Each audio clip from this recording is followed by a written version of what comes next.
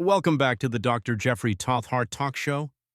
Today's show is called Dr. Jeffrey Tauth, Heart Disease Travel Risks Every Patient Must Know, and trust me, it's juicier than your cousin's peach cobbler. If you have heart disease and think long flights are off limits, you're wrong, but one hidden danger could put your life at risk. Today we'll reveal what every heart patient must know before boarding that plane.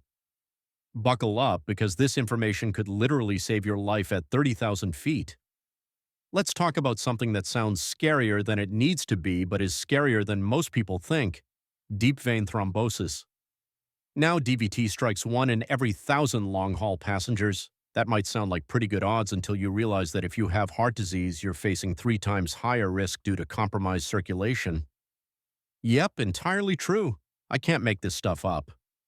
Here's what's happening up there in that flying sardine can. Your blood starts pooling in your legs like a lazy river, creating deadly clots that can break free and travel straight to your lungs. It's like having a ticking time bomb in your circulation system. The most dangerous period? Any flight over 8 hours. That's when your blood decides to take a vacation from proper flow, and trust me, this is one vacation nobody wants. But here's what shocked me about who's really at risk. Age over 60 combined with heart medication creates the perfect storm. It's like mixing a hurricane with a tornado, except it's happening in your bloodstream. Dehydration from airplane air amplifies blood thickness. You know that desert dry feeling you get on planes? That's not just uncomfortable, it's dangerous. Your blood gets thicker than molasses in January. Add immobility to existing cardiovascular issues, and you've got exponential danger. And get this, window seats increase your risk by 2 times due to reduced movement. I know, everyone wants that window seat for the view, but maybe the aisle seat view of staying alive is more appealing. Let me tell you about Sarah's close call. Sarah was 58, heart disease patient, taking a 12-hour flight to Europe. She ignored leg pain during the flight, thought it was just cramping from being scrunched up like a pretzel. Sarah collapsed at baggage claim with a massive pulmonary embolism. Emergency surgery saved her life, but 30% of passengers in her situation aren't so lucky. As I always tell my patients, prevention beats treatment every time. It's like wearing a seatbelt instead of testing how good the airbags are.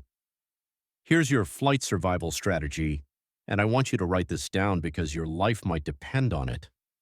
First, compression socks with 15 to 20 millimeters of mercury pressure, and you start wearing them 2 hours before your flight. Think of them as a gentle hug for your legs that keeps blood moving instead of camping out. Aisle seat is mandatory. I don't care if you have to pay extra, argue with the gate agent, or sweet-talk the flight attendant. Walk every 2 hours minimum. Set a timer on your phone if you have to. Your circulation doesn't care if the movie is getting to the good part. Hydrate with 8 ounces of water every hour and avoid alcohol completely. I know that little bottle of wine looks tempting, but alcohol is dehydration in a fancy package. Your blood needs to stay flowing like a mountain stream, not turn into peanut butter. Do calf exercises every 30 minutes, even while seated. Point those toes, flex those ankles, squeeze those calf muscles like you're trying to crack walnuts with them. The person next to you might think you're weird, but you'll be the weird person who doesn't have a blood clot. Your homework before your next flight is this. Call your cardiologist 2 weeks before any flight over 6 hours. Get specific clearance and a personalized prevention plan. Maybe I should see you in the clinic. We need to talk. Your heart disease doesn't ground you, but preparation keeps you alive. Think of it as a flight plan for your cardiovascular system. Remember, flying with heart disease isn't impossible, it just requires more strategy than a chess grandmaster. The sky doesn't have to be the limit when you know how to protect yourself.